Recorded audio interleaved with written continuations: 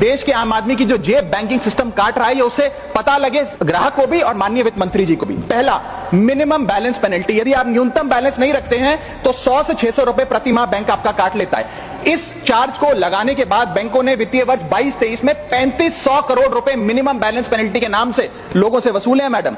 दूसरा charge, extra ATM usage. आपको ATM transaction के लिए 2 से 3 की मोहलत मिलती है, 2 से 3 की इजाजत मिलती है बैंकों द्वारा। अगर आप चौथा पांचवा ट्रांजैक्शन कर लें तो हर ट्रांजैक्शन पे 20 रुपए एटीएम चार्ज आपको देना पड़ता है। इनएक्टिविटी फी 100 से 200 रुपए सालाना, यानी कि अगर बैंक आप बहुत ज्यादा अपना अकाउंट यूज नहीं करते हैं तो बैंक इनएक्टिविटी के नाम पे भी चार्ज लगा देता है। फिर बैंक स्टेटमेंट आप मंगवाते हैं तो बैंक स्टेटमेंट इशुएंस चार्जेस के नाम पर आपसे 50 से 100 रुपए लेता है। फिर आप कहते हैं हमें एसएमएस अलर्ट के माध्यम से मेरे बैंक के खाते में क्या आ रहा है उसकी जानकारी मिले, तो एसएमएस अलर्ट चार्जेस के नाम पर भी प्रति क्वार्टर 20 से 25 रुपए आपसे लिया जाता है। ऑनलाइन पेमेंट करेंगे एनईएफटी की तो ट्रांजैक्शन फी भी ली जाती है। जबरदस्ती आपको पहले लोन बेचते हैं और फिर उसके बाद लोन प्रोसेसिंग फी के नाम पर 1 से 3% लोन अमाउंट का काट लेते हैं। और जब आपकी किस्मत ठीक चल रही हो और आप समय से पहले अपना लोन बकाया जो है उसका भुगतान करने बैंक पहुंच जाएं तो loan pre closure charges, early payment penalty के नाम पर भी बैंक आपसे पैसा वसूलता है। साधारण सा सिग्नेचर बदलवाना हो, नॉमिनी की डिटेल्स बदलवानी हो, उस चेंज पर भी 200 रुपए प्रति ट्रांजैक्शन के नाम पे बैंक आपसे पैसा वसूलता है। और डिमांड ड्राफ्ट पे ऑर्डर बनाने जाएं तो 100 से 200 रुपए प्रति डिमांड ड्राफ्ट आपसे पैसा वसूलता ही वसूलता है। यानी कि कस्टमर्स की जेब काटी जा रही है और कस्टमर्स को पता भी नहीं लगता कि कितना पैसा बैंक इन नाना प्रकार के चार्जेस के चलते आम आदमी से वसूल रहा है। अपने क्वार्टरली या मंथली टारगेट्स पूरा करने के लिए बैंक के एग्जीक्यूटिव मिस सेलिंग करते हैं, गलत प्रोडक्ट लोगों को बेचते हैं। यह भी एक प्रकार का हनी ट्रैप है। मीठी मीठी बातें कर भोले भाले मासूम लोगों को ऐसे प्रोडक्ट्स बेच दिए जाते हैं जिनकी जरूरत उन्हें है ही नहीं।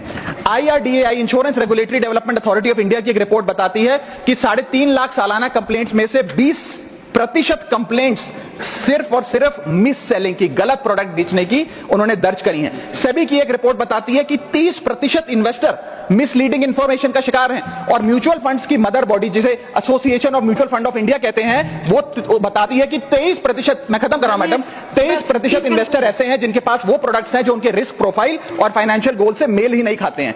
तो मैडम, मैं इन सारे जो समस्याएं बताई हैं उसके माध्यम से समाप्त कर रहा हूं। बस इतना ही कहना चाहूंगा कि ये बड़ी बुनियादी समस्याएं हैं जो आज इस देश का एक आम अकाउंट धारक, एक आम आदमी सफर कर रहा है। मैं चाहूंगा माननीय वित्त मंत्री जी इन बुनियादी सुविधाओं का, इन बुनियादी समस्याओं का समाधान दें। आज किसी ग्राहक को सरकारी बैंक में किसी काम से जाना हो तो मान लीजिए उसके ग्रह खराब चल रहे हैं और दिहाड़ी भी खराब होगी।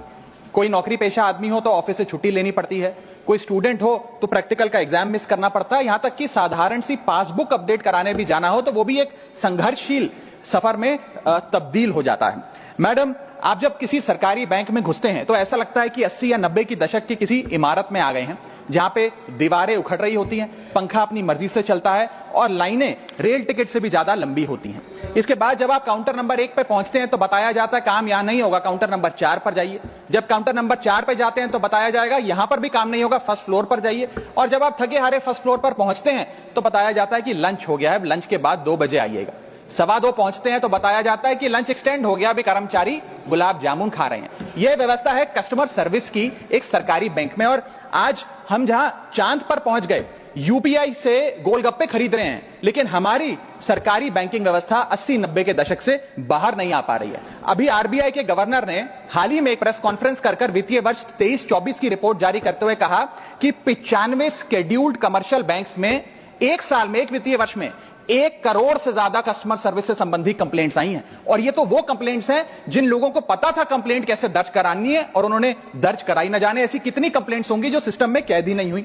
इसी के साथ साथ बैंकिंग कोड और स्टैंडर्ड्स बोर्ड ऑफ इंडिया का एक सर्वे बताता है कि 45% बैंक कस्टमर्स बैंकिंग व्यवस्था से डिससैटिस्फाइड है, असंतुष्ट हैं। और मैं चाहूंगा आपके माध्यम से सरकार के कानों तक ये बात पहुंचे कि डिजिटल सर्विसेज का एक कस्टमर सेटिस्फैक्शन ऑडिट कराना चाहिए सरकारी बैंकों का, कि क्या हमारी सरकारी बैंकों की वेबसाइट का इंटरफेस या मोबाइल एप्लीकेशंस सरल हैं, अच्छी हैं, या कस्टमर्स उससे त्रस्त हैं। दूसरा बड़ी समस्या है रूरल इंडिया के अंदर limited access to banking infrastructure. आइए गांव की ओर चलते हैं मैडम। क्या हमारी बैंकिंग व्यवस्था ग्रामीण इलाकों तक पहुंच चुकी है? नाबार्ड की एक रिपोर्ट बताती है कि 50% of rural India is still suffering from lack of adequate access to banking. Financial inclusion index की आरबीआई की 2020 की रिपोर्ट बताती है कि ग्रामीण भारत में हर 100 में से मात्र 54 लोगों तक ही हमारी बैंकिंग व्यवस्था जैसे तैसे पहुंच पाई है, और 30% से ज्यादा रूरल हाउसहोल्ड आज भी ऐसे हैं जो पूरी तरीके से अनबैंक्ड हैं। और मैम, बैंकिंग की ग्रामीण इलाकों में अगर बात करें तो बैंकिंग व्यवस्था ने ग्रामीण इलाकों के साथ सौतेला व्यवहार किया है।